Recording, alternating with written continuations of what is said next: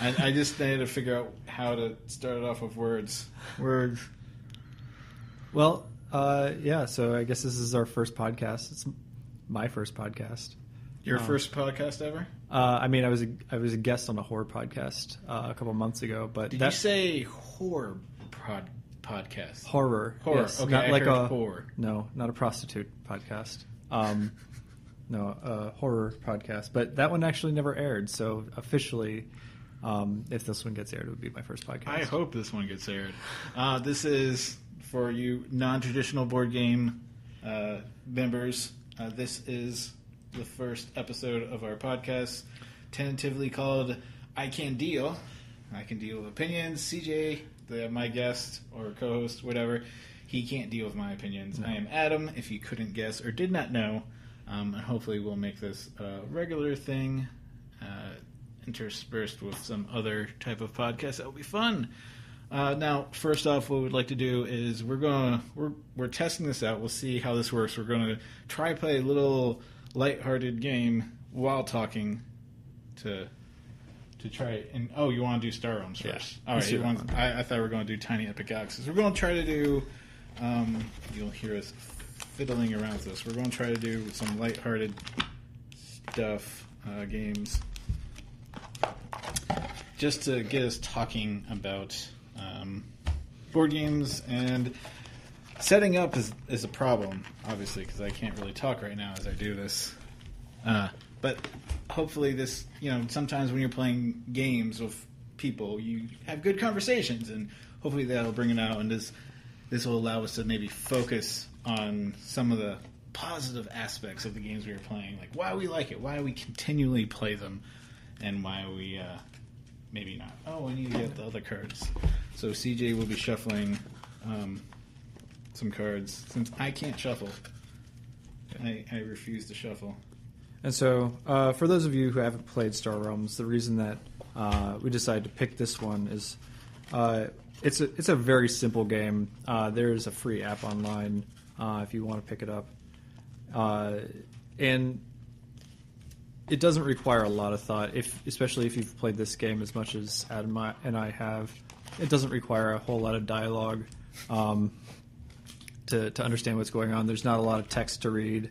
The cards don't vary that deeply. The iconography on the game is really well presented. And I don't have any of the expansions in this deck, I don't think. So therefore, it'll be even more basic. Yeah. I just don't. I don't want the game to take away from the conversation. Mm-hmm. And yeah, this is just something to kill the time. We'll see if it's actually distracting or not. Yeah, I mean, it depends on the game. Like, I was telling CJ when I was deciding this, that, like, bigger games, like maybe Eldritch Horror, where here is a good two-player game, maybe we could make that more of an incorporated, like, oh, this is fun. Or, like, make it not fun. Well, it is fun. But more like a theme. It'll be fun for us. I don't know if it'd be fun for anybody listening. I mean, if we read it dramatically, all the cards, and it might be like a fun, like, oh no, I don't know what this horror experience is. You know what a fun game might be for that is Gloom. Gloom. I have only played that once, so yeah. And I think you came over and everybody was drunk when we were playing that game, which made it, and nobody really knew the storytelling aspect of it. And so it was like, I just got to play this card and that card, and the numbers kind of do this thing. And I was like, well, there's a story to it. And I'm like, I don't care. Whatever. This game's dumb. Moving on. People need to get immersed in the theme. And the theme for tonight, Star Realms, Tiny Epic Galaxies, we're going to try to talk about space stuff. Because, who doesn't like space? Because Star Wars is part of space, too. Yeah. But space games is probably my favorite genre. Like, over 50% of the games I own are space-themed. The other, a good 25% are Cthulhu-themed. So, wait, you don't have any... Do you have any space Cthulhu games? There's an RPG out there called Cthulhu Tech that I've really wanted to play. I have not gotten the chance to.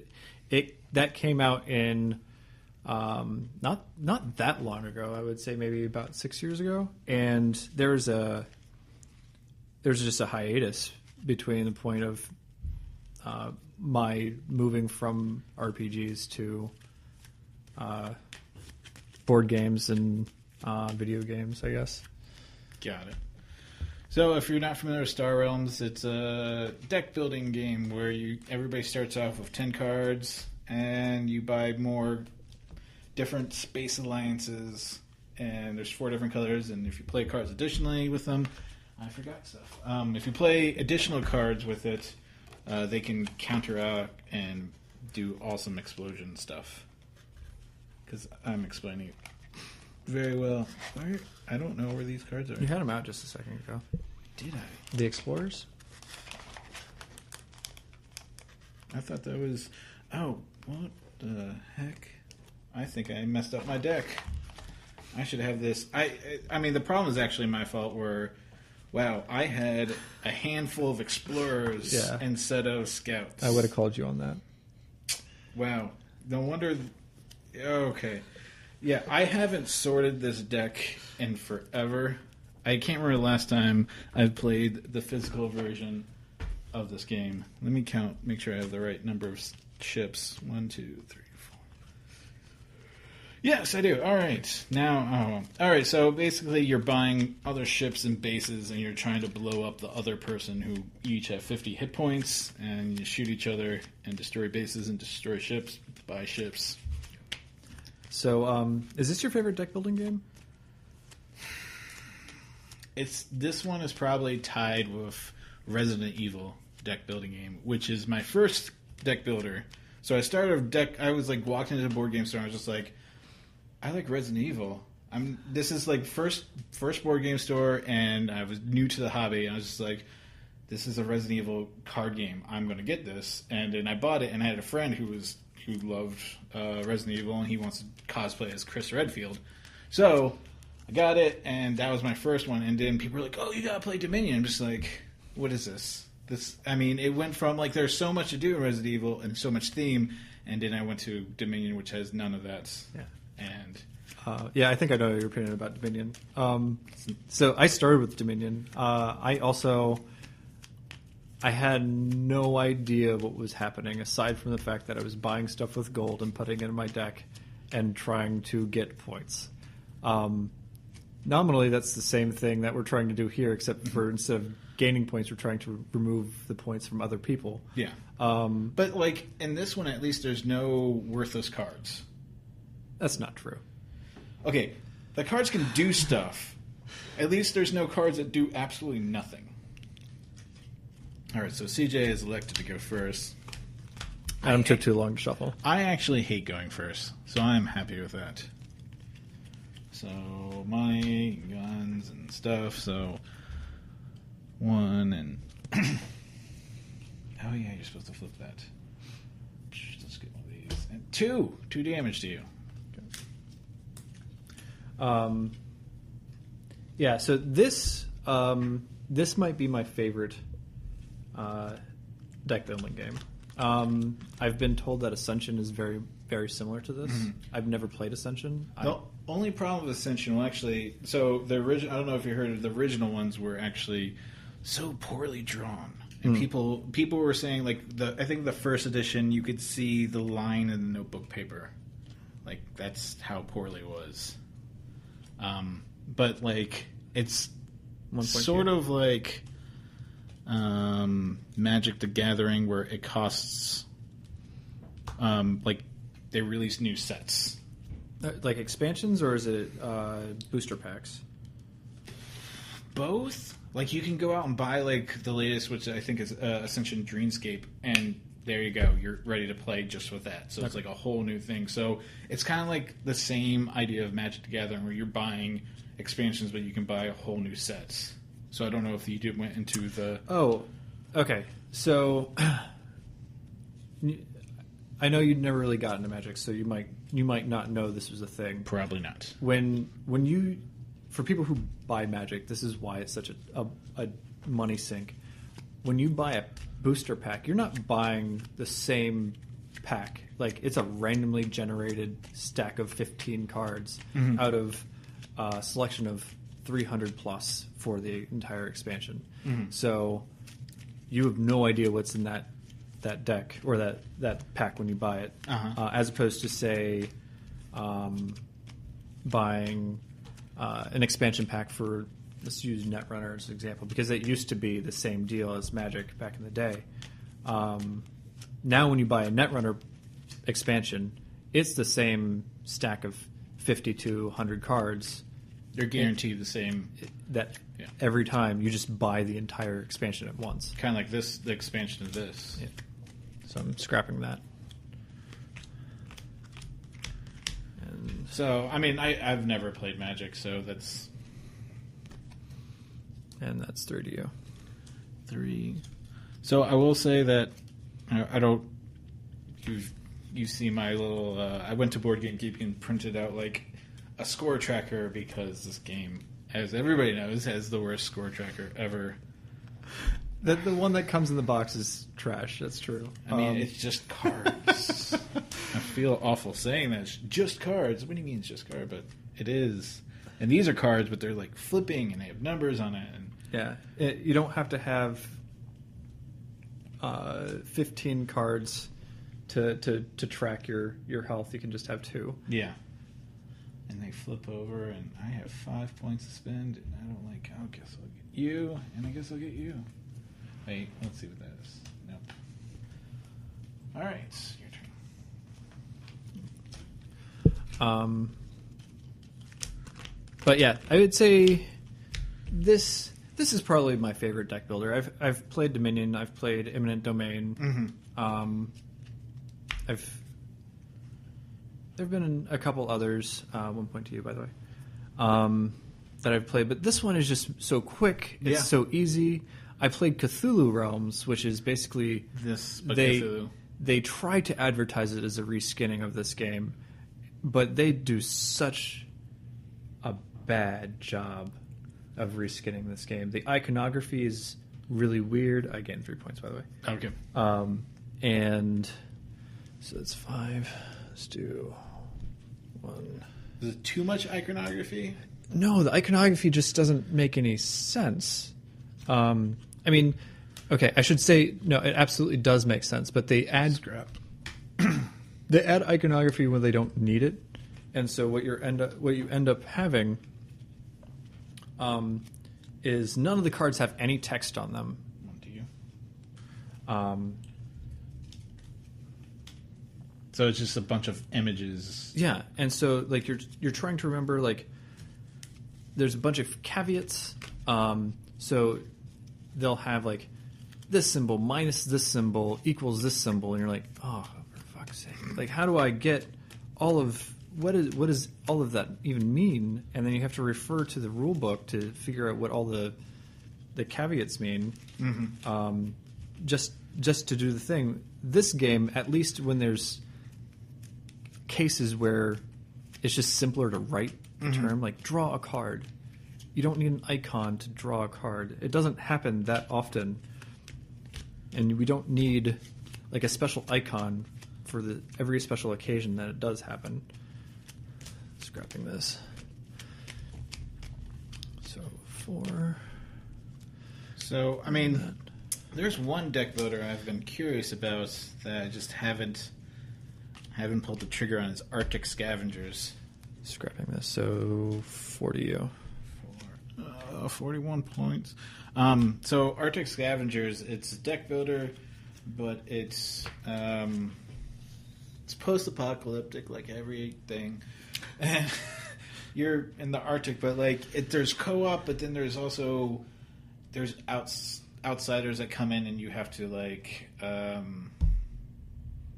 basically survive. It makes a more survival aspect of the deck building. I guess outside of this, survive of hit points. Like you have to. I'm doing an awful job explaining this. Yeah, I have no idea what you're talking about right now. It's a survival deck builder that can be co-op, and in the latest release of it had like all the experiences that allows a lot of stuff. But like, so is it like legendary encounters, or when you say co-op? So it's kind of like one of those fake co-ops where like you can work together or you can attack each other. You don't know, like you can get people. You amass like a group like in your like city, not a city, but I can't think of the words that like Dead of Winter and all of them use, your settlements, and then like you can use them to like attack other people and steal their resources so you can have it. But the game can win. I don't think there's a game that can win. So what you're telling me is that no, there is no co-op. It's like saying Catan's co-op because there's trading. Yeah, maybe. I mean, I've never played it. I've just read and seen reviews online, so I haven't played it, so I don't fully know what it's like, but it has illusions of co-op. Okay. That's the best way to put it. I'm going to get 2 health from this, and I have 5 monies. Sure, let's buy this guy so you don't get them all. So it gives me 2 monies, and we'll buy you. And let's go ahead and trash these 2 for 5. Okay. Oh, I remember the first time playing this with my girlfriend. So that base stays out, unless of course you scrapped it. I wasn't even thinking. The first time I played it, we were playing with explorers, and we didn't know you were supposed to put them back in the pile. So we scrapped them. They're like, oh, all the explorers are gone. Did you scrap this guy too? No, I bought these 2. So that's your discard pile? Yes. Where are the other cards from your discard pile? I just shuffled them. So you didn't shuffle those in with it? No, I had all my cards were away. All my cards What about the cards you just played to buy that stuff? I trashed 2 explorers. Right. And so I had... So 1, 2, 3, 4, 5. I bought these 2 cards. So I had 5 cards. Okay. Got it. So... Don't forget that you put those over there. No, that's my discard pile. Maybe in the future, one of these days, I'll have a camera set up, and we can periscope this. Because all the cool kids periscope nowadays. Yeah, except we get random people from Brazil who don't know what the hell. Hi, I'm from Brazil. Okay, hi. 3 damage to you. You know, if they want to watch, that's fine. Yeah, I mean, I'm okay with that. I wonder how much they're getting out of it. We had a total of like 16 people jump in at one point. But the thing is, like, I thought I was going to post on the Twitter. Not that many people were following the Twitter, but I thought Periscope was supposed to, because it hijacks the Twitter account. You're like, oh, what's your profile? Oh, this is your Twitter account. Okay, well, shouldn't it just like post on your Twitter? I don't know. I do not know. All right, draw a card. Hooray, you'll be discarding. All right, so. 4, 5. 5, let's get 2 more health. So I'm 42. And I have 5 monies. I guess I'll buy 2 of these since I trashed 2. Oh, so I'll trash 4, 5, 6, 7. 7 damage, and everything goes away. Oh! 8, 9, 2 more, because I had 2 yellows out there. So simple. We can do a podcast and play the game at the same time, for the most part. So did you pick up Colonies, the standalone expansion? Didn't it just come out? I'm going to. Okay. Let's put this. I will, but I will be buying it. It is officially available. Okay. I will need to buy it. Okay. I have not yet. So I'm going to use that for health. Scrapping this for 3 damage to you. 1, 2, and so I have 3 to spend. 39. How much health do you have? 39. Got it. Yeah, I will be buying it. So here's the thing with Star Realms is that now that I have the app, I just play the app, which makes buying the cards a little redundant. Mm-hmm.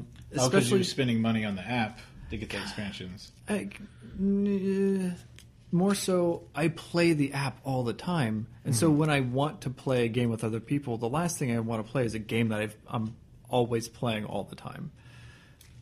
Does that make sense? Yeah. So, I mean, I have this game. I have all the expansions out that have been out so far, except for the new standalone. Mm-hmm.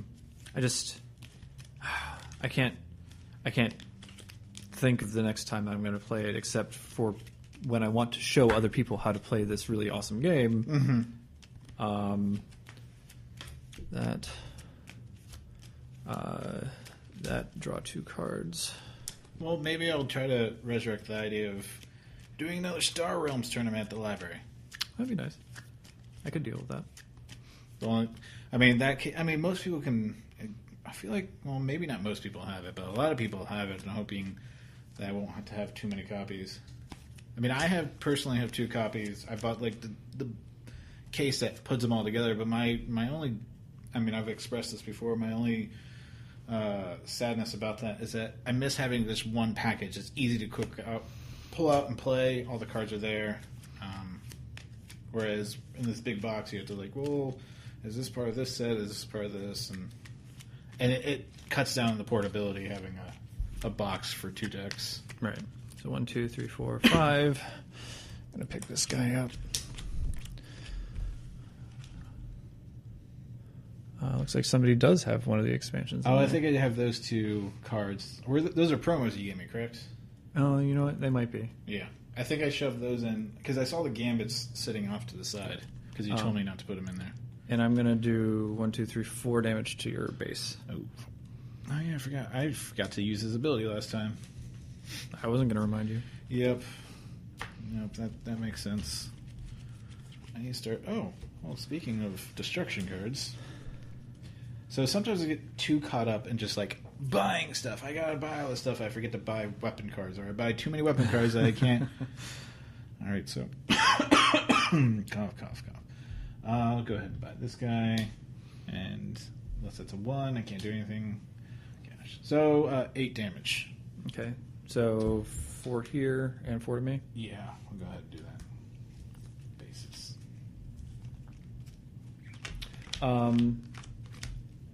So another deck builder game that I really enjoyed the first time we played it, and I wish we got to play it more, and we haven't yet.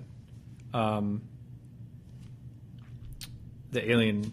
Oh, I've actually played that quite a few times on my own. I was just I have nothing to do tonight. My girlfriend's playing MMO. What do? I was like, well, I have a free table. Bust it out, and I played, and I'll play 3 times in a row, losing every time, but I still will do that. And that's 5 to you. And I'll make sure I'll play the scenarios that you don't want to play. What makes you think I don't want to play a scenario? Because you don't like Alien Resurrection.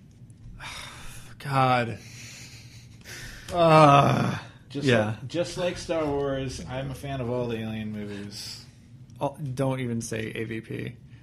Yeah, we're gonna fight. We're gonna fight. Really? Oh God! It was like the book. AVP the book. Which book? The first one, wasn't it? Was it this? Anyways, I enjoyed it. The only book that I ever read that was AVP was the comic book. Oh no! I'm talking about the novel. Oh, I don't. We're not talking. We're not talking about this. I liked them all. I mean, the second one a little less. The second AVP a little less than the first one. I honestly can tell you I've not seen the second one. It's the face of spoilers. The alien. They're on Earth. I got it. Well, that's what was in the first one too. But a face hugger jumps on a predator. Right at the end of the first one. Yes. Yeah. But. Well, I mean, the second one, I think it happens at a different time. It's been a while since I've seen it, sadly. I did this discard and stuff and things and more stuff and things. So I get 3 health. You discarded 1, and I have 5 purchasing power. Sure, let's buy this sucker. 2 damage? No, 4 damage. 4 damage, yes. So, what did you like about the Alien thing? I mean, I agree. I like it a lot. And be like, I can play this. So, the one thing I really love about that game is that, it's super iconic. Mm-hmm. You're playing the game and you absolutely feel Like, you are Marines facing down this never-ending onslaught of alien assholes. Xenomorphs just coming at you. And that is one of my favorite things about the games in general, is being able to feel like I am participating in whatever world that they've kind of constructed as part of the game. Yes. Star Realms has pretty good immersion. You feel like there's some sort of space battle going on, albeit really quick, and like you can somewhat just tune out and just go with whatever the icons are, like just I'm attacking, blah blah blah. Yeah, and it's nice that each of the factions, they all have their own like feeling. Like the blobs are just like really hammering the damage. You're like, oh, this is unstoppable, the alien force, and like the yellow, I guess pirates for a better term, feel kind of shifty, how they make you discard your cards all the time. Like, oh, you get to discard 2 cards, and I get to draw an extra card. They might not do all the damage, but then they'll have like a big ship that does lots of damage. Yeah. Back to aliens. Yeah. So the one thing I guess we played it wrong. Yes. The sergeants, we totally misread the rules on how to play sergeants and how to coordinate. I would like to play it again now, knowing how to do it correctly. So playing it solo, I'm not completely sure how the coordinate works, or even if it can. No, it cannot work solo. I mean, I didn't buy a whole lot of them, but every once in a while I did try to get one because the icons would match up and trigger stuff, because all deck building have icons that trigger stuff. How much destruction are you doing to me? Oh, lots. So that's 8, 9, 10, 11. 11. 37 down to 26. Math. Oh, you have a bunch of blob stuff out there. That's not good. Oh, great. Hey, look, I can heal 4 hit points, though. So I'm up to 30. And then, gosh. All right, I got to buy something good here. All right, so I have 6, 7, 8. So do I want to buy the... I guess I should buy... You already got a lot of yellow in there. I would suggest that, unless of course you're trying to keep me from getting the blob stuff. I was thinking that. I mean, whatever. I'm not always the best at board games. I just enjoy playing them and having fun. Oh wow, there's another blob thing out there. So, how much hit points do you have? 34. Did you just do any to me? No. I'm pretty sure I didn't. If I did, like I had a bunch of money in my hands. Yeah, I don't. Do I have any other deck builders besides Star Realms and Alien Legendary Encounters? I'm not sure if I'm going to go Legendary Encounters Predator yet, though. I'm really interested to see how those two kind of work together. I know one person in the group, Andy. He has it. He played it once, but we were busy playing other games. How much damage? 6 for right now, but I'm not done yet. Got it.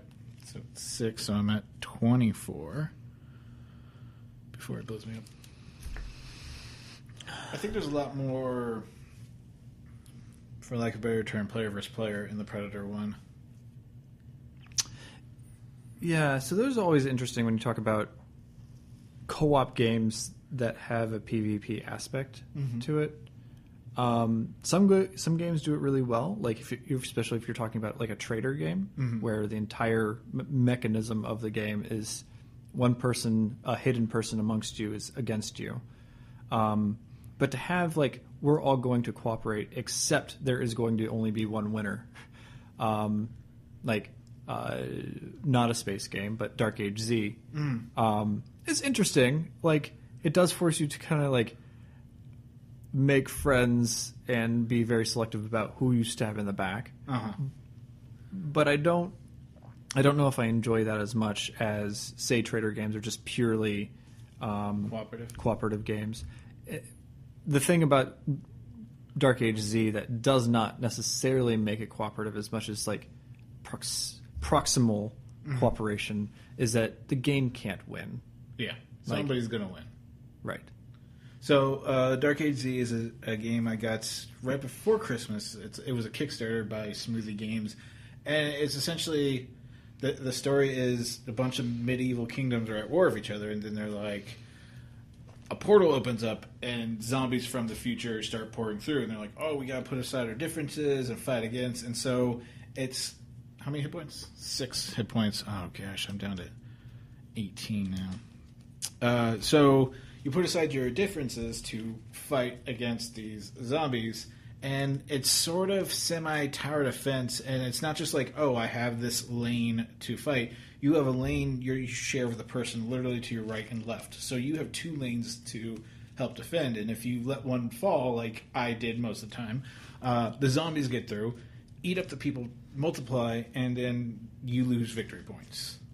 And so you have to, like, place soldiers out there to the left and right and work with them, but also you're kind of like, well, I want more points, and making this huge fortified pathway means that they're not losing points, but then you're gaining points. And the more zombies kill, the more points you get.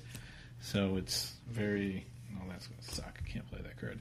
So it's interesting. I actually liked it a whole lot. It was a bit much to first learn, but like once we learned it, I felt like this makes sense. This clicks to me. I didn't think it was any problem at all. So I have a bunch of... All right, so yellow, so 4, 5, 6, 7, 8, 9, 10 damage. So I blow up that thing. How much was that for? Mm-hmm. So 6. Yeah, I do 6 damage to you. Well, that red is awful. All right, that's it. Okay. I got this base that has, like, targets triggers all the different factions of Star Realms, and I didn't really do much, but I did some damage. And then like you can have these super warriors that come in, and like there's a whole, I guess not worker placement at all. Like there's a setup phase where you're like building up your army, and then you have the zombies come at you, and every turn they just get progressively stronger potentially and more abundant. And I thought it was pretty neat how they made it feel like it was ramping up to we're all going to die here. Yeah, that part felt really immersive. Like just facing your tower defense facing down like this swarm of zombies, and everything in your castle is going to die. Yeah, that was really cool. It's yeah. That would have been cool even if we just didn't have a winner. Like I guess that's one of the things I like about the games the most is that there's some games I've never won and I just love them so much. Like Ghost Stories? Have you ever played Ghost Stories? I've never played Ghost Stories. Okay. No, I'll talk about like Epic. Mm-hmm. The same guys who made Star Realms. I've never actually won that game. I've played that game 10 times. Mm-hmm. Everybody I've played against, especially in groups, they love killing me. Yes. Well, usually when you teach a game, you're the first to go. Everybody just targets you. Or at least the people I play with. They're all like, oh, let's take on Adam. He knows what he's doing, so that means he's a pro. He knows everything. So I gained 3.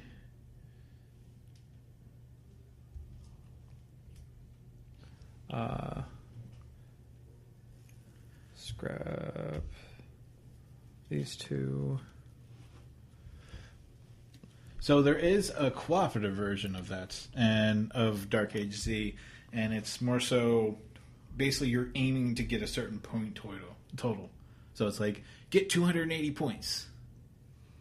So maybe that would be more fun. I mean, it kind of eliminates some of the special cards you can get that you can really screw people over. 14 damage to 5 to that and 9 to you.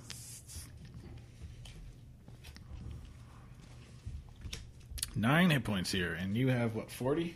Something? I have 32. Yeah. My deck is only like 10 cards though, because I've just scrapped everything in it. Look at all that money. I'm purchasing stuff. Sorry, I shouldn't laugh. No, it's okay. But I'm laughing. 1, 2, 3, 4, 5, 6, 7. I guess I'll... Does it really matter? Nope, it doesn't. I'm about to have my entire deck in my hand real quick. It's all coming out. Hey, look. I can't do anything with this. Scrap it anyways. Okay. All right, he's about to destroy me. Yeah. Oh, I gotta flip this over in case you want to buy this space. Oh, actually, yeah. Draw these two.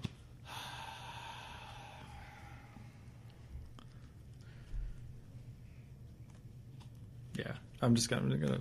Just. You have to do 12. Oh, I did more than that. He wants to count it up just to like. No, I'm not gonna count it up. Oh, okay. That's the thing. That's the thing about the app that I really hate is that the way that they've. I was about to have awesome stuff happen. Okay, I'm glad. Sorry, you were saying? The thing about the app that really kind of drives me a little bit bonkers, especially if the app is winning. And so the one thing that I do like about this game is that as good as you can get in this game, there's enough chance that it's I'm talking about Star Realms. There's enough chance in the game that it levels the field a little bit. So you're not going to have a skilled player just wiping the board with everybody all the time.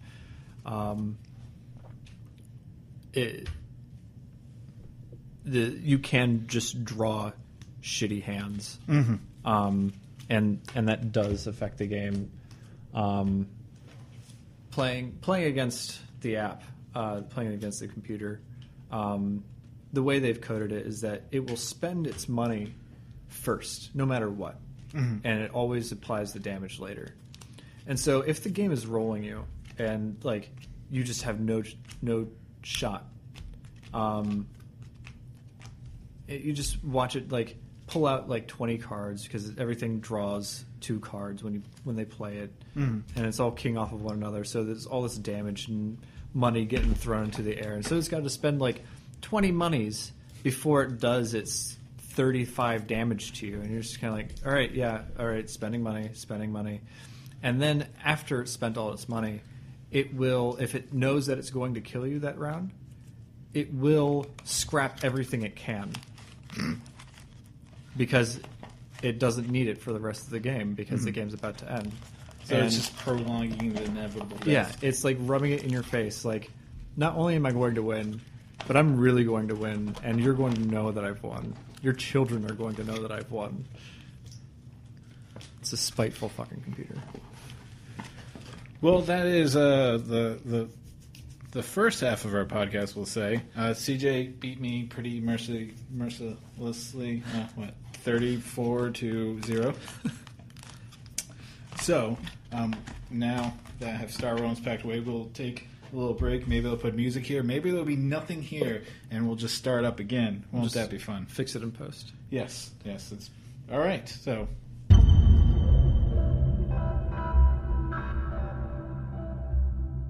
And we're back. How'd you like that? That was great, right? Yeah, so we played that game, Star Realms. Do you want to get out Tiny Epic Galaxies, see how that goes, or are you afraid that's a little too... We've played that twice, right? Once, yeah. There's enough rules that I don't want to be sitting here explaining the rules to you and to the audience at the same time. I feel like there will only be a little downtime. I mean, there was some downtime there, but like only a little downtime when reading the different planets. Yeah, sure. We can do that. Yeah. That's fine. So, another thing we want to talk about, to do space is Star Wars. Because we both love Star Wars. All of it. CJ just loves when I say that. All of Star Wars. What color do you want to be? I don't want to... I'll be blue. Okay. Blue spaceship.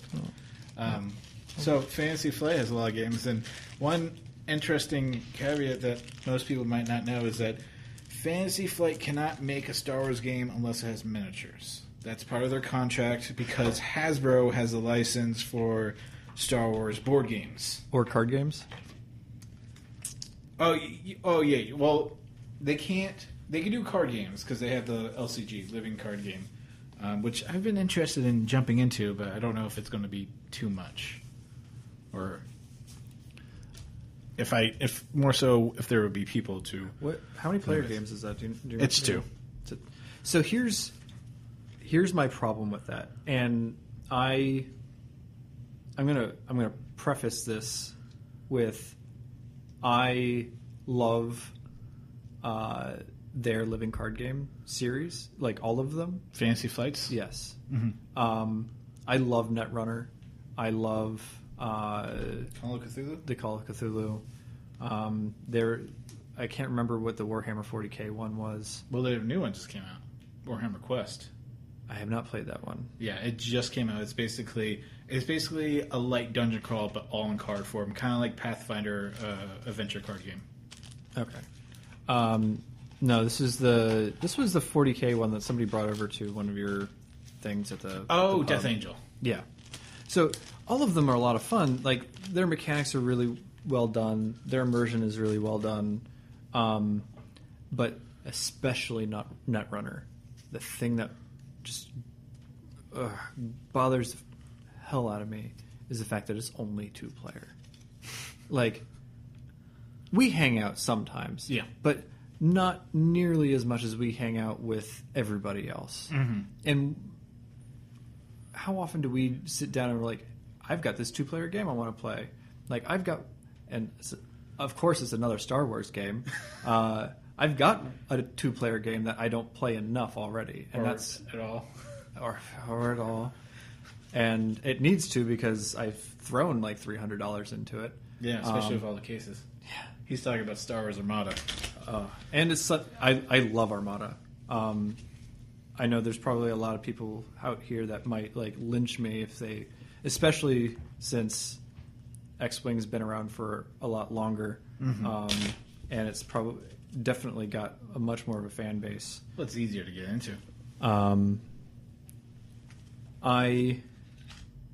I don't know if it's easier to get into. Easier in the sense that because it's cheaper. Well, that's what I meant.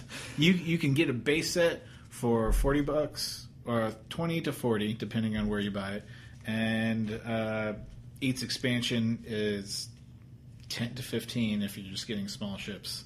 So it's a lot easier than spending $60 to $100 to get the base of Armada, and then it's like, oh well, this is just the paltry thing. You need like all the other $40 ships. So I mean, they're money sinks. I'm aware. I bought 2 planar things, and I have like 40 plus ships of X-Wing. So, and I bought a mat just to play, a space mat just to play X-Wing. I do it for other stuff, but it's mainly for X-Wing. Yeah. So I've played Armada a little bit. Not as much as I've played X-Wing. I like Armada a lot more. I like the tactics of it. We'll talk about X-Wing in a little bit, but the thing about Armada that bothers me so much about it is that it's a 2-player game. Like, if you could find a way to make it 3 or 4 or 5 player, not limit it to 2 or 4, like not have multiples of 2, just to make it a little bit more accessible to be able to bring it to like a group and be like, hey, this is the thing that we're going to play, and everybody's like, yay. Like there's plenty of games that have a player range, from like 1 to 6 players.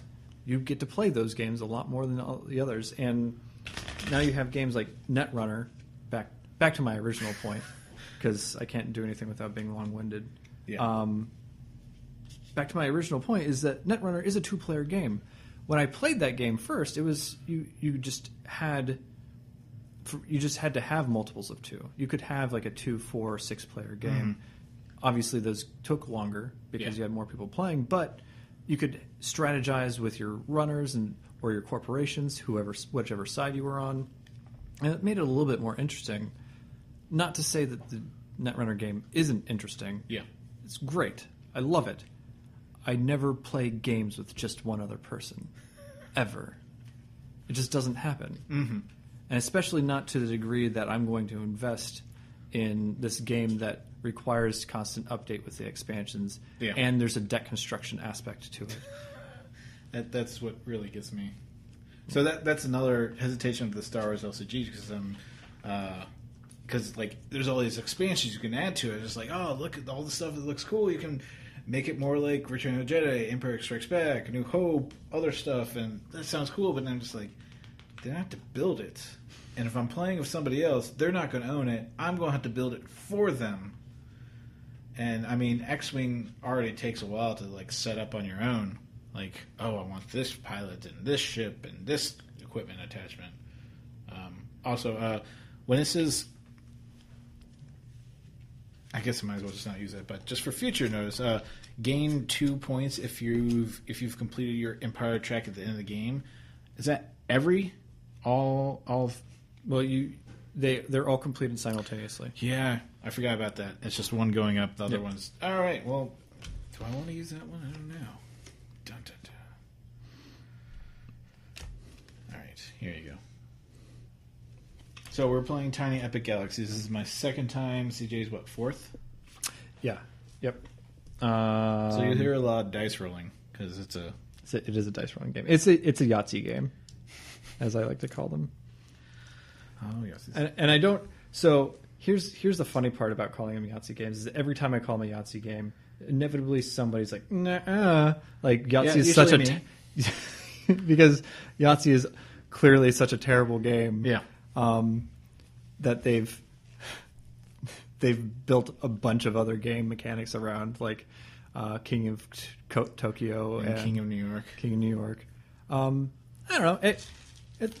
There's nothing wrong with the mechanic. I think this one is a little bit neater, and we probably should have brought your case for this one. Yeah. I mean, we could do this. Oh, I mean, we have technically. So that's what this thing is for. I mean, this is kind of. I mean, whatever. You can hear us roll the dice. Yeah. I was actually thinking of. I mean, although I have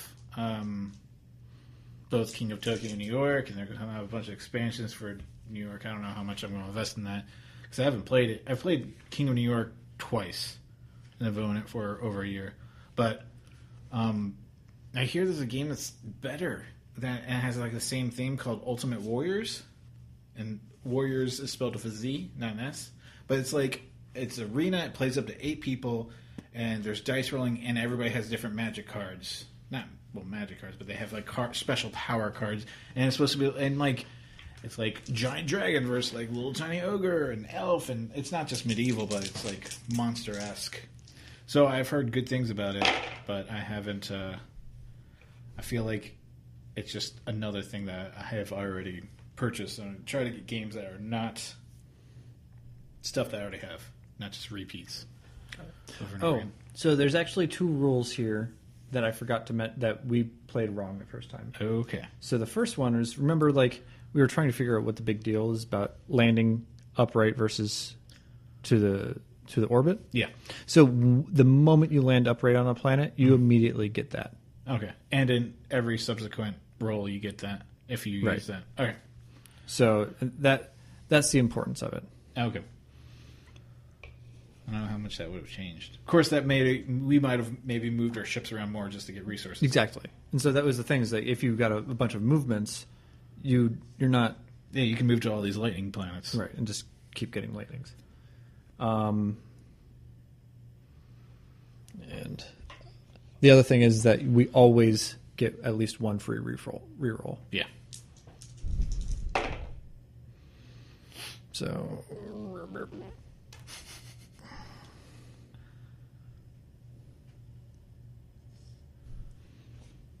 that worked out really well for me. Yeah, it did. Rolling the dice, I'm rolling the dice. Oh, that is that icon, which I don't think I like any of these. Well, you're going to want the movement one, at least. Yeah, I will want the movement.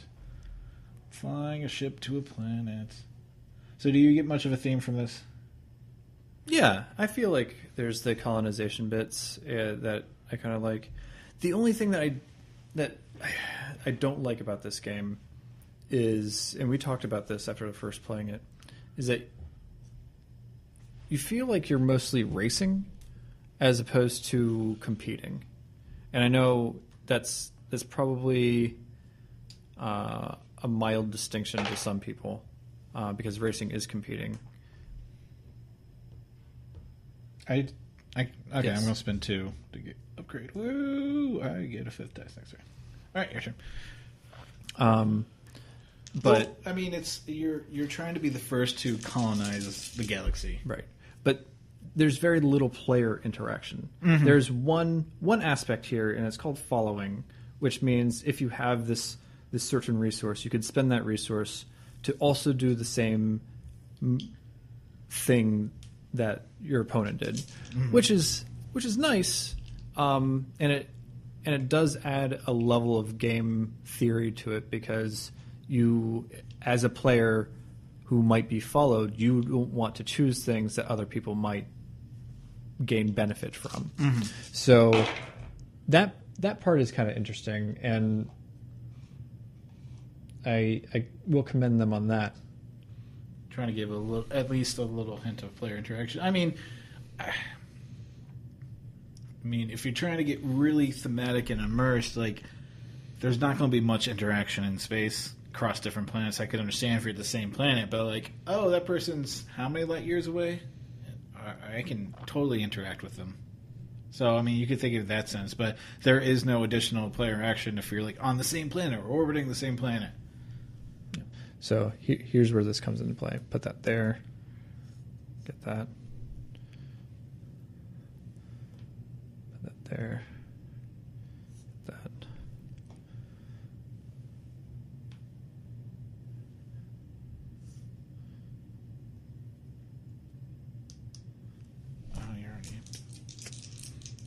Oh, you already have 5 up. I can't count.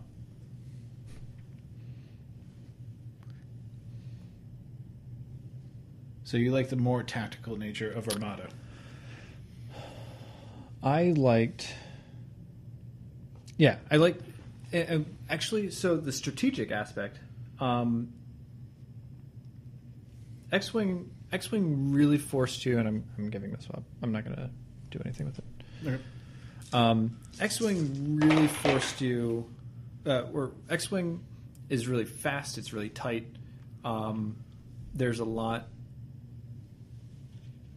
It's almost impossible to play ahead more than the move that you're on. Like, you can and you should, but it's difficult. And I know the people who play tournaments, that's what they do. They anticipate what the other person's doing in the third and fourth maneuver. But we're not tournament players? Yes, tournament players. There we go, words. But that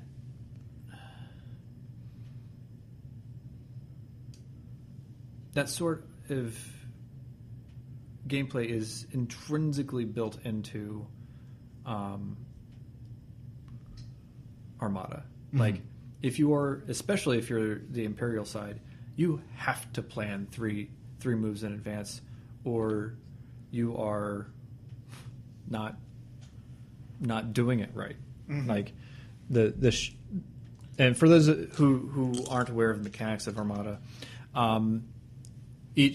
the bigger the ship is, the longer it takes the orders that you give it to actually occur. To have it impact. So you essentially will rank the orders that you're giving, or program the orders, I guess is a better way of saying it. You're programming the orders for your ships to happen each round. And so whatever's on top 3 rounds ago, that's now come up to the top because you had a stack of 3 programs. That's the action you take, regardless of whether or not that's the action you need. Mm-hmm. And so there is a forward-thinking aspect of it that just makes it a little bit more interesting than flying straight into a fray and just like and that one. I mean, it doesn't encapsulate the theme because it's, you're flying a ship. Like, I need to be in the moment. I'm not disagreeing. I don't have any problem with the way they've designed the game. You just prefer. Yeah.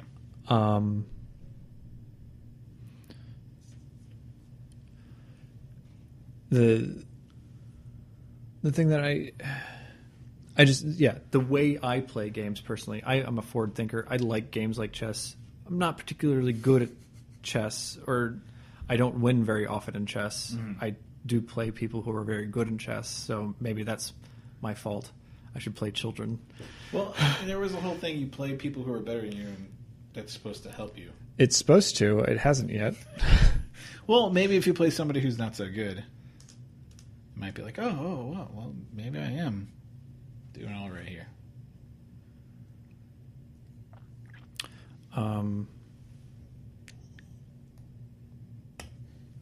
Yeah, I mean, I would never know if I'm getting any better. Do we want to put these cards on this thing? Maybe easier to pick up? Yeah, that's fine. All right.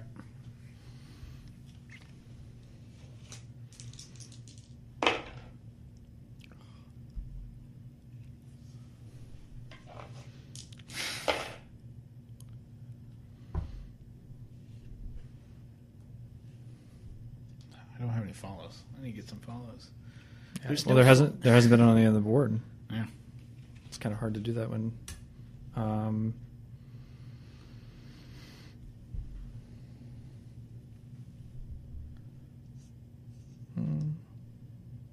No, it's fine.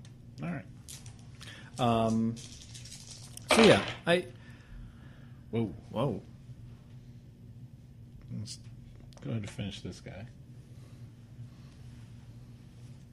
See if we can get a follow on the board. There we go. First follow. So forward thinking. Yeah. So being able to plan ahead is something I like about a game. Manipulation games, trader games, games that involve a lot of game theory, and like if I'm trying to. You get one more. Do I? You got one for just landing there? Yeah, I already did. I'm at 3. So I landed there, and then I used this to get 2 more. You landed there twice. Oh, look at that.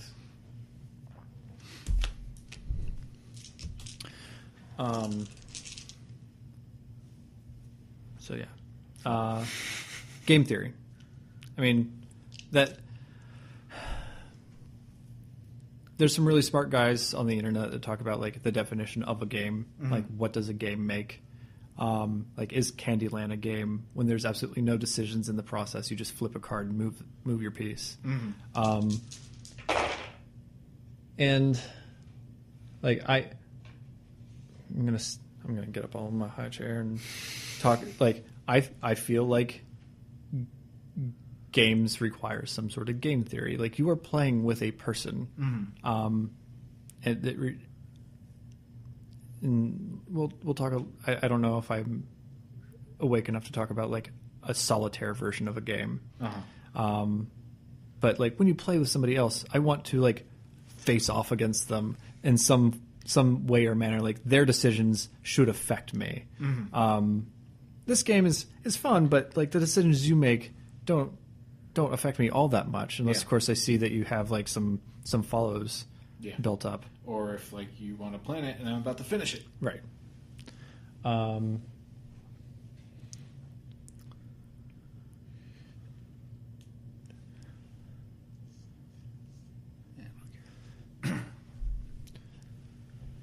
So I do like that about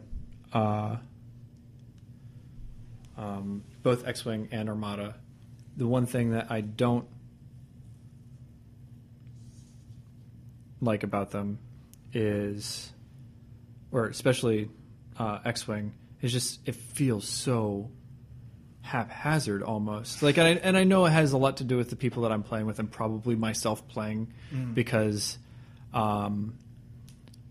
like the thinking ahead aspect is so determinate on the dice roll from turn to turn. Yeah. Like there is.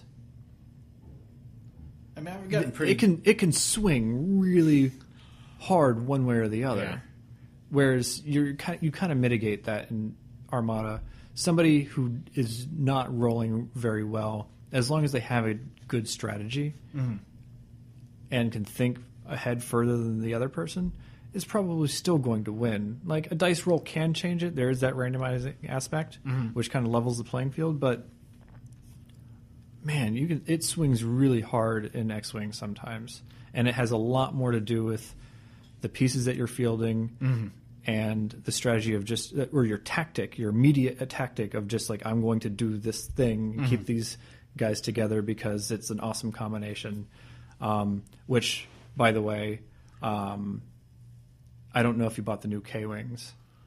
I don't have a K-Wing. Okay. I was told, I cannot confirm, and for anybody here who plays this thing in a tournament, I was told that with the new set, and you get Poe Dameron from the new movie, that with 2 K-Wings is like, you'll never lose. Like, that's a thing. I don't know what either of these ships do, but I know the K-Wing has this new ability that lets it, like, basically, like, move twice. okay. I don't know if that's what they're talking about. I mean, there's all these specialty cards that get added to it. I forget what Poe's special ability is, so I can't recall. All I got was the TIE Punisher, which was just awful. I've gone online, like, how am I supposed to use this? Everybody's like, we don't know. You don't buy it. That's like, people are like, you buy it for the specialty card that comes inside of it, and no one knows how to use it yet. People have, like, a new card that's coming off the next wave. There is a new card that makes the TIE Bomber better, but nothing for the Punisher yet. I think. I am curious that I am limiting myself on what I get, what feature ships, but I will pick up the Inquisitor's tie when it comes out. For some reason, I'm really drawn to the Inquisitor from Star Wars Rebels. I haven't seen that show yet. No spoilers. I just bought season 2 on Amazon, so I need to watch that. And it was actually pretty good. Amazon, whatever video, was like $28.99 for 30 episodes. I was like, oh, that's less than $1 an episode. That's fine. I like Star Wars. I'll watch Star Wars. Yeah, I like Star Wars too. So, you gonna do the last thing, or are you done? I'm done. All right. I need to get another dice. I need to start leveling up. Yeah, you do. Yeah, so the other Star Wars game that I really enjoy, well, I sometimes enjoy. That's a game that, like, I get fatigued with, even just playing it once, because you can have a bad experience. He's talking about Imperial Assault. I'm talking about Imperial Assault. The game can be fun, like, and the game is super immersive. You definitely feel like you are a rebel guerrilla terrorist running into. I'm having trouble here. Yeah, you are. They won't go. You should have just brought your mat. I didn't know. I wasn't even thinking. I thought I wasn't even thinking. All right. And like, the game puts you on a clock. Like, almost all the time, you are never safe, because you can't rest too long. Or did you use your free reroll? No, I didn't. Yes, I did. Okay. Because I only had one of those and I rerolled. Sweet lightning. Wait. No, lightning doesn't help you. I only get one lightning if I use it. It's great. I'm going to use this. You're probably going to follow me. Yeah, I'm going to follow you. 1, 2, 3. Oh, and I can change 2 of these to 1, correct? Yep. Oh, no, I did change 2 of these to 1 of my extra dice? Yep, so you have to have 3 dice left over. So I don't. All right, so I don't know what I'm doing. You could use your last reroll. Yeah, I'm going to use my last reroll. Not what I wanted. I was hoping to upgrade my base. No luck. Lightning.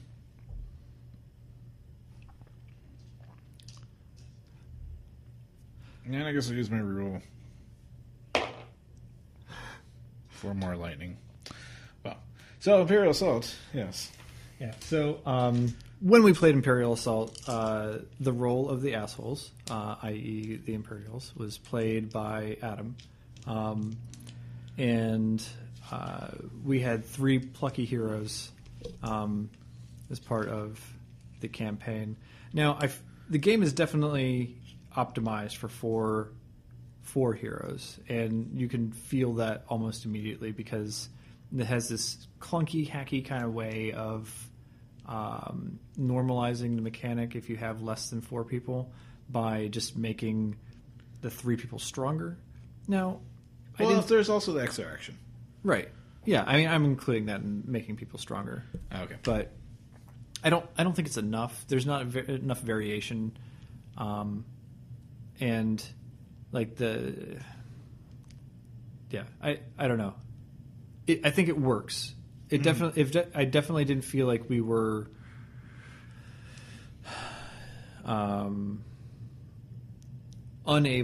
completely unable to win in most cases. And in a lot of cases that we lost by a very small margin. Yeah. Outside of like 1 or 2 missions. 1 or 2 missions, there was no chance, and didn't. I feel like we won. You guys won more than half of them. Early on, absolutely. Uh-huh. We rolled the first half, and then we got schooled the last half. Mm-hmm. Oh man. Oh man. What you gonna do? I'll go ahead and follow, so I get 2, so I'm up to 7.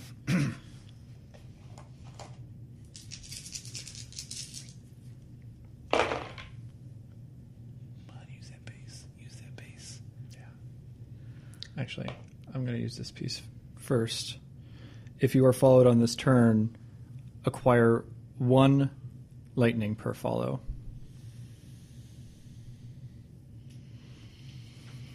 Whatever, I'll give you lightning. Thanks. Follow, and I'll upgrade my empire. Hooray. Spend your 4. My 4? To upgrade your empire? Oh, yeah. 1, 2, 3, 4. Now I'm going to upgrade my empire. I'll spend a follow. Get another lightning. Why do you get another lightning? Because I get 1 lightning per follow. But isn't that just for that? Is that the whole turn? The whole turn. Nah. I'm going to get 2 lightning. Because acquire 2 lightning. Okay.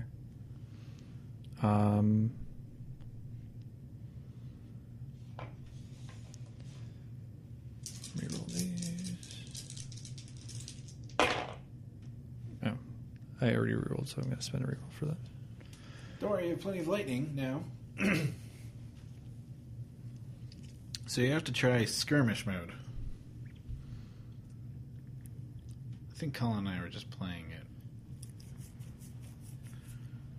I mean, it probably would help to have Luke on my side. Luke was hidden away. I forgot to try to equip him, but I mean, the first mission, as we briefly mentioned, we were playing skirmish. Skirmish is the one-on-one, just kind of like a miniatures duking out version of the game. We just pretty much kill each other. But like, I had this sniper, and I was just like, I don't know why. I just had him run out in the middle field, and then he just came by, and his guy just killed me in like 1 hit because he was super weak. So there's a lot more strategy, and I was just like, I just want to play these cool, interesting guys and have them run out there and do stuff, and I actually didn't get them to do anything. All right, you can go ahead. I'm done. All right. Wait. You have 6 now, right? Yes. Now I get all the bases. Oh, 3 bases? Let's see. Let's fly to a planet. I don't know what planet. So yeah, the thing. Oh, you asshole! Yes, I get a free reroll. Let's do this. Woo! How many did you get? Only one. One. But I got lightning, so I can do some rerolls. Do I want to follow you on it? Do I want to follow you on it?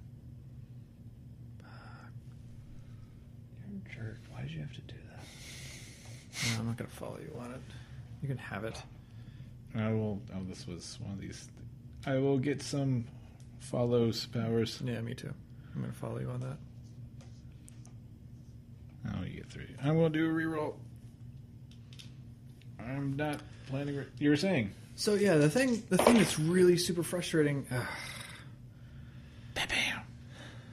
The thing that's super frustrating about jerk. I just took his plan and he was trying to. He was there before me, and I just came like, nope, this is mine. Snaked it like a jerk. These cards do not want to play nice. Yeah, the thing that I find super frustrating about Imperial Assault is that is a game that is fun when you're winning. It is not a game that is fun when you are losing. And it does not do a great job of giving you. Oh, hold on. I'm following you on that. Okay. And I'm going to follow you on the move too.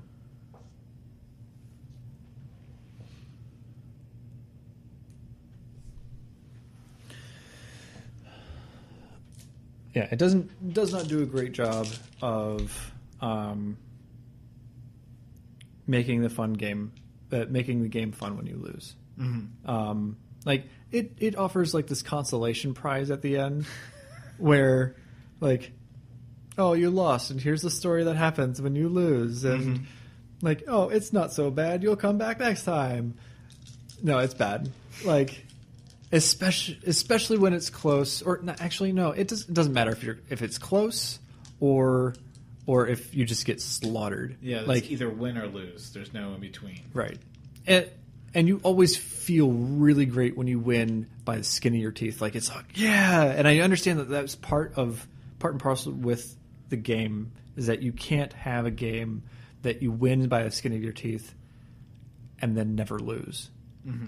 But and I've talked about this with you many times, like there has to be something about losing that makes it feel not so gut-twisting knife thing. Like it's just it hurts so bad. Like if the consolation was you actually got more experience and you got to level up faster if you lost, like that would feel better. Like I learned from my mistakes. I'm better for it. I've gotten my cuts and bruises. I'm tougher now. Like that makes sense. I can buy that, and it would make me feel better about losing. Like at the very least, I know when I lose, like I'm going to be better next time. Mm-hmm. But instead, the way they've positioned this is that when you lose, you gain less experience, and not only do you gain less experience, but the bad guys, the Imperials, get stronger. Now, they've balanced this, they say they've balanced this by making the stories more or less hard, depending on whether or not you win or lose. Like, if you win, the next story is harder. If you lose, the next story is easier.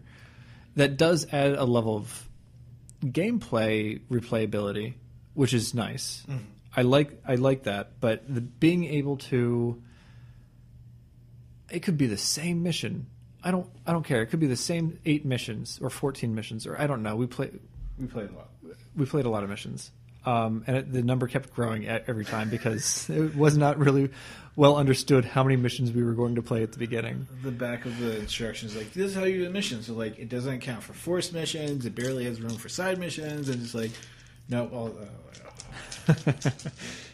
I mean, to be fair and honest, there were times when the Imperials, myself one, and it felt gut wrenching that I won. Yeah. I was like, oh, this is awful. Well, that's because you had more people upset about playing the game than you had people happy. More people losing than you had people winning. Now, of course, that's the way games go, except for this game. When the Rebels win, the majority of the people playing win the game. Yeah.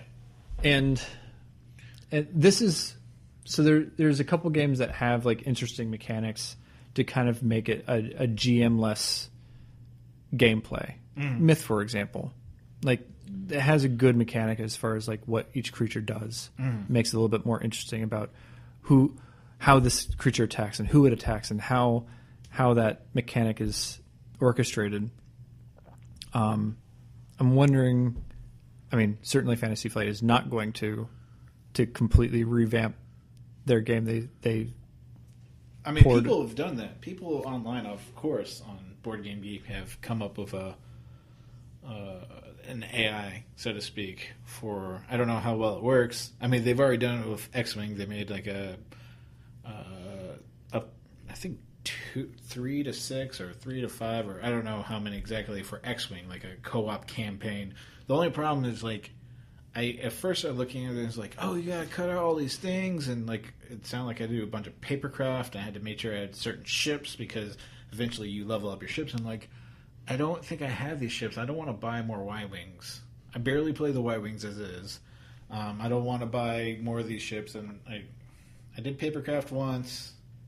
Not necessarily interested. Like, where would I put it? Since it's all papercraft, I have to make sure it doesn't get crunched. I'm just like, no. So I stopped looking at it immediately. I'm doing a thing, so if you follow me, I Nope. get lightning.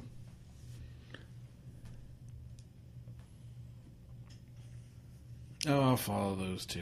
Yeah. 1, 2. I was banking on that. Yeah.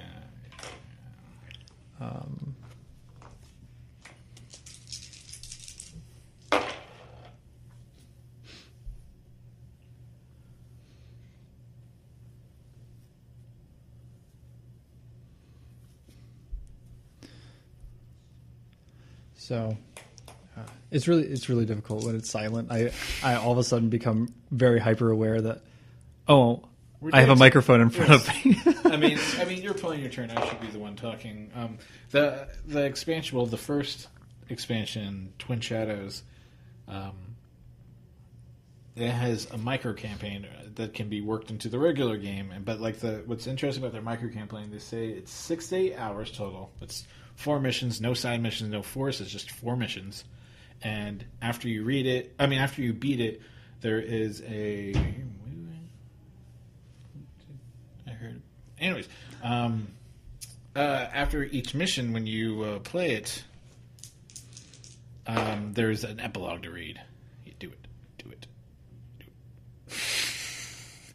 He rolled a bunch of follows. I don't want his follows. I'll take him. All right. I used 1 follow. Sure, I'll use another follow. So after you complete it, there's an epilogue to read, and then you do whichever mission. I don't know if there's any choices after the epilogues. I actually haven't read it because I don't want to spoil it, just in case, since I probably won't be the Imperial player during that thing. Perhaps if you would like to try a mini one. Yeah. So, if Colin and Opinion are listening to this or ever do listen to this, sweet, this one's worth points. I'm following that. No. I don't necessarily feel. I'll ask you because this game, Imperial Assault, does kind of do this thing where you can have like the armchair general that just kind of orchestrates everybody. The alpha player. Yeah, and you kind of run into this with Pandemic or a bunch of games, a bunch of cooperative games where it's really difficult, and you just have one person who tells everybody what to do. Yeah. Nominally. Are you moving? Yeah. Sorry about that. I will move too. I will do reroll.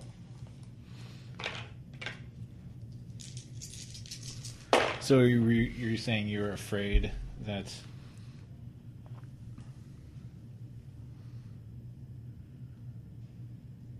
You following me? I'm following you.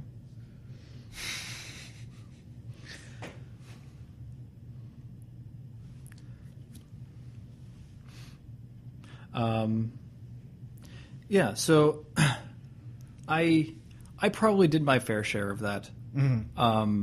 But sometimes you need that to happen. I feel bad. Like I could see sometimes.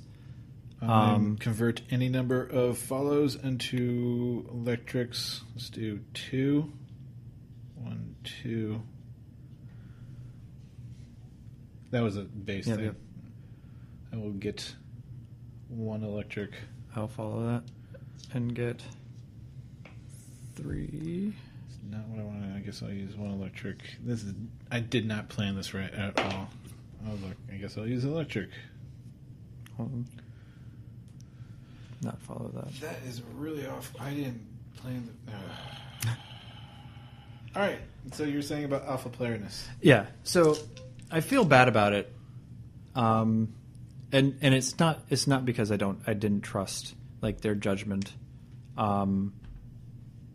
Because they had good ideas and we would have this session of like talking about the stuff, but sometimes like I felt like I was like, okay, now you do this and you do that, and I'll do this and then you'll do that, and like, just roll for me. And like, I don't necessarily feel like that's a great way to play a game. Mm-hmm.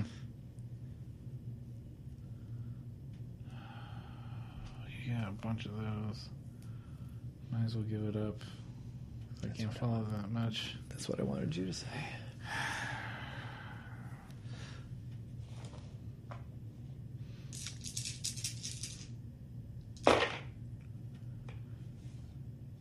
Oh, well, that's not any better.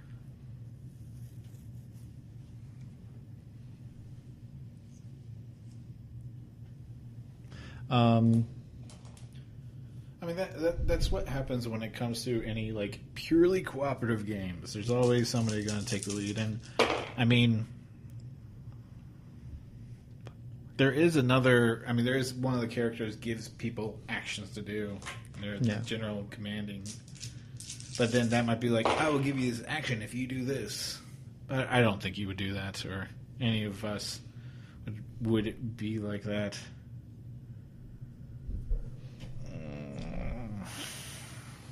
How many points do you have? 14. Oh. You've only done... Oh, wow. I thought you had a lot more planets. Mm-mm. No. Hold on. 5, 6, 7... Well, I only have 11. Oh.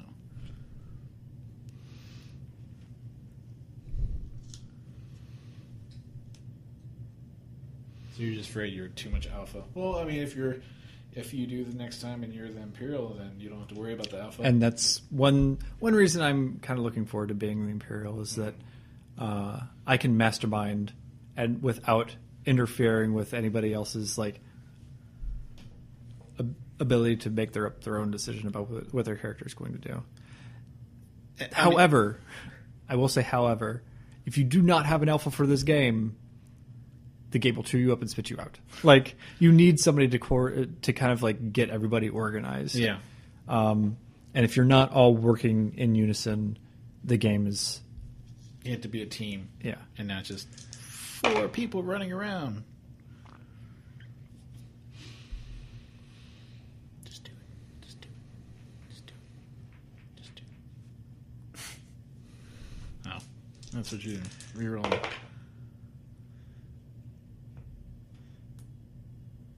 Yeah, I mean, depending on who else we would get, I don't know if that means I would become the alpha. Like, we should do this. Yeah, and I said it already, but the game is absolutely optimized for 4 people plus the Imperials, so 5 people total. You don't want to go in there. You can go in there without a full full stack. It's just I don't think that's the way the game is meant to be played, to be completely honest. Like it feels like you're missing out on something. Yeah. I'll go follow that. Are you spending it? Yes. Sorry. All right. I need. Whoops. There we go. There we go. I can get it.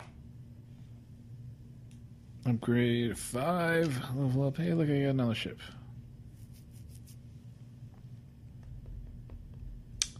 Don't have any of those.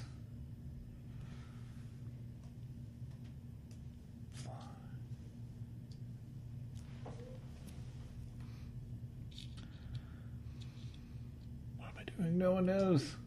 You're just getting follows that you're not actually gaining. Oh, so I got 2 for that, and then a total of 3, so I'm at 5. Let's do my free reroll. Yes. Sweet. 2. Are you following these, or can you? Yeah, I'll follow those. I'm on 2.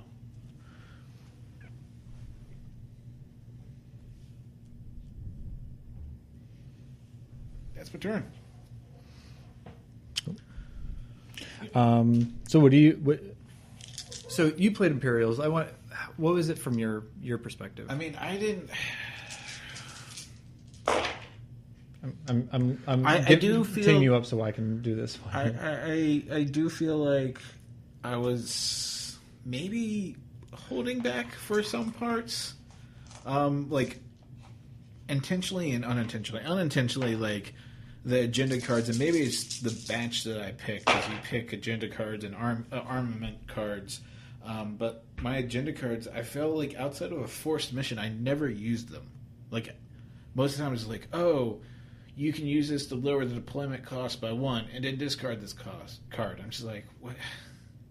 Like, towards the end of the game, it meant nothing. Towards the end of the campaign, it meant nothing, just lowering by 1. I could maybe understand in the beginning, because every round, the Imperial would gain 3 threats, or 4 threats. And, you know, it costs like 6 to 9 to deploy a unit. This is unbelievable. Do I want to? No, I don't care about how long that. So, and then I was kind of confused about some of the deployments on the Imperials. Like, was I allowed to have? Because there's a thing called open deployment, and it says like you can take Imperial cards and have it ready and deploy later. It's not starting. It's not reserved, which are reserved or held for special story thematic purposes. But then there is I'm following 2 of those to move that guy. Are you on 1 or 2? I'm on 2. So but like there's open ones, but like it doesn't, from my understanding, I could bring anything that I've unlocked, aka the base game, not like any of the Royal Guard Champion or IG-88 or Boba Fett or anything. I could bring anything from the base game as long as it wasn't a person or like a special person that has a dot by their name, like Darth Vader. But I was like, does that mean I can bring a bunch of elites with me? And you know, sometimes they're good, but it's just they seem more overwhelming. And like I wasn't sure, like, am I allowed to bring an AT-ST with me? But I mean that goes along with elite. So there's times where I held back, and obviously I guess you could tell towards the end the campaigns where I was like, I'll go ahead and do this other guy first. Yeah, no, yeah, definitely toward the end. I almost felt like a little cheapened, because I knew you were holding back. Like I felt like a mouse being played with by a cat. Well, yeah, almost. Colin did say this, like, oh, you're just playing for food right now. Right. It's like you're just toying with us. What are you at right now? 5, 10, 12. 12? We played to 21, right? Yeah. Okay. Yeah, I'm at 12. Okay. I'm just gonna do this. Use this as my base. My base says perform any one action. All other players may follow that action for free. Oh, okay. I'm gonna do this. Oh, I'm going to do that too. You're making sure I didn't trigger the end game. I'm triggering the end game. Oh, you are? Yeah. Oh, that's not good. I guess you won. Yes, definitely need a mat. Oh my gosh. There, it's there. It doesn't matter. It's in game. Well, you have one more turn because I went first. One more turn to get 5 points. One more turn to get 5 points. That's gonna be great. Oh yeah, and you have to finish your turn.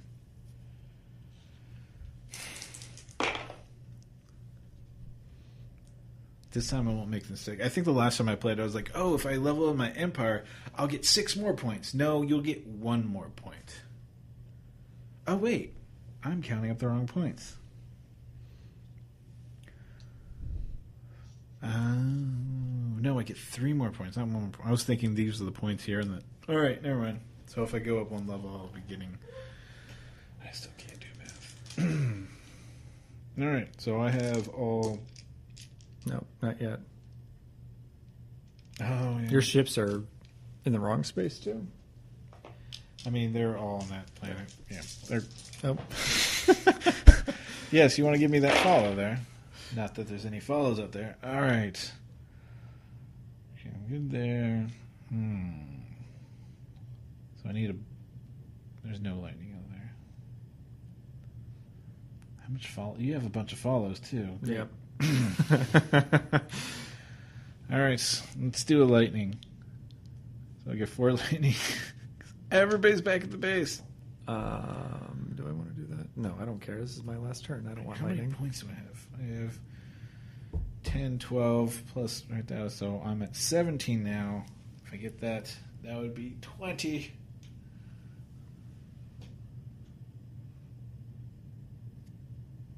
It's not looking good for me.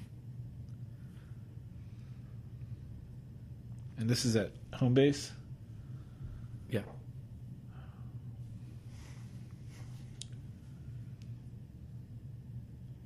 Pay 1 lightning to a player to utilize one of their colonized planets. You want to look at them? Just read them to me. Okay, so the first one is if you are followed, you gain 1 lightning. Got it. The other one is perform any one action. All other players may follow that action for free. Yep. The other one is displace one of your orbiting ships and acquire that much in one of the resources. I don't have it. No. And the last one is acquire a follow for every ship landed in your galaxy. Which follows don't do you any good right now. Really? Well, this I'll is get 4, and then I could upgrade. You could. That's true. So I'll go ahead and do that. I'll do this. So I pay you 1 lightning, and I get. Why do you pay me a lightning? Pay 1 lightning to a player to utilize one of their colonized planets. Got it. And so I get 4. So I'm at 7. That's really good. And then I'll reroll, see if I can get another base. Didn't I? No, of course not.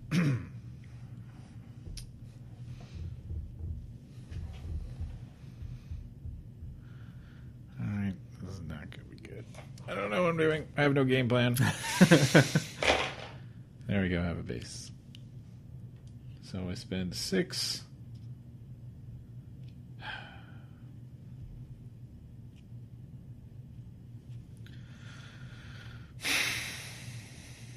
That was like, no, this is... So, all right. And as far as... So you felt you didn't get a full Imperial thing because I didn't... No, so I felt cheapened, but that's not to say I didn't. I absolutely felt the full effect. Like I felt like I played the game. And to be clear, the times in which he was playing with us, we didn't win anyway. Like he could have. The only thing that he could have done is maybe made the game a little bit shorter. Yeah. It would just be like, oh, instead of like 2 turns, it just over this turn. Right. So I'm gonna get acquire 2 lightning because that is a thing you can do. It's like the only thing I can do. And spend those 2 lightning too. You roll. There's really not a whole lot I can do. I don't even know what you're trying to do as far as like point gaining, because you need to get on the board somewhere. I mean, it doesn't matter if I get on the board. It doesn't do anything. I know. So what points are you trying to acquire then? I don't know. It was hopeless. This does nothing. All right. Okay. I mean, what I was really trying to do is trying to bump on my reroll and follow because I have a hoarder, or I get bonus points if I have at least level 3, which I don't. Okay. So how badly do you? All right. So I had 8, 9, 14, 19, 26 points, and then I have 3 economic planets. How many do you have? What's the economic? The ones that have the stock market trade thing. I have 2. 2. Awesome. Gain 3 points if you have the most of these planets. So I get another 3 points. 29 points. So that's I have 20.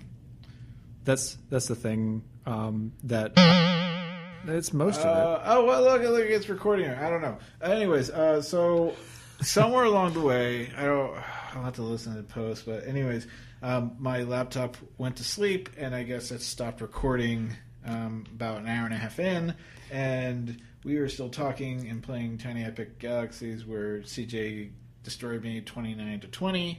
We were talking about Star Wars Imperial Assault and how alpha player is good but bad, and how you feel awful but good and mostly awful playing it. I almost feel bad for if I ever play the Imperials, because I'm not a gracious player. Like I play to win. You've seen me play. I'm pretty ruthless. I'm cutthroat.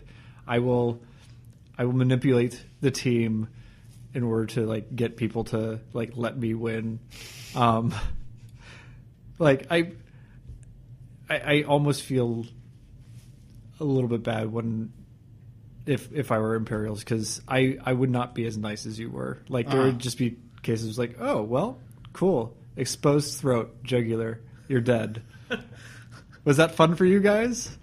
Like and almost as much as I would enjoy doing that, like that there would be that twinge of like pain of like, wow, I've just killed all of my friends and they all hate me and they had a terrible time playing this game. And this sounds very, very fun and exciting, because we're hoping to do an RPG recorded in the same podcast thing where CJ will be the DM. Sorry, I don't want to say DM of the game. No, it's GM. It's game master. This is not a dungeon. Oh yeah. So we're hoping to prepare maybe the next episode on this podcast RSS feed, when that gets set up, will be what I'm going to call the prologue, quote unquote, and it is going to be character set up for those of us who are there, as well as CJ further explaining the rules and the story in the world and backstories and all that stuff. So it's a prologue. Yeah, and so to be fair with the RPG running that, it is more about the story for me than it is about the me versus the players. Killing like us. I don't. And I know this is like a popular mechanic, especially in D&D, where the entire point of the game is to murder subterranean creatures that may or may not worship dragons. That the DM is in control of the soon-to-be dead things. Mm-hmm. I look at it more as crafting a story with the help of other characters. So, I mean, yeah, my intention is not to be a versus thing, but rather to have fun together. Like, it is very easy for a GM to have fun with the other players, because there's no winning or losing in an RPG. Like, yeah, there's dying in an RPG, but dying in an RPG, normally you've had to do a really ballsy thing or stupid thing sometimes. But Are you sure you want to jump off this cliff? Yeah. I want to learn how to fly. What better way? So, yeah. Well, I mean, you did say that it's less likely people will die in this. Yeah. The game mechanic protects players a little bit more than the rest, but it still can happen. Bad pull of the cards. Yeah. So it is. I mean, you'll get more information later when we talk about it. The first episode will not be how I envision. Like, I'm hoping it will be more of like a radio drama where you listen to this fun, entertaining story, and we'll try to keep the outside chatter to a minimum. Maybe take cell phones away, but we will see. Absolutely take cell phones away. That is my first rule. Good thing I have a watch. Yeah. No, but and I mean, it will obviously evolve into a form that we like it to be. But that will be the next time. Sorry, you missed a lot of the Star Wars talk. I don't know how much of the Star Wars talk. There's enough. There's enough Star Wars talk. We thankfully stayed away from the movie talk because we could save that for later. Yes. If we needed entertainment for fights. But this has been I Can Deal. We dealt with the issues of my computer. I'll probably have to turn off power save next time. Anyway, it's plugged into the wall, so. But we'll subscribe as soon as the subscription thing is going, and listen to us. Woo! Right. Bye. See ya.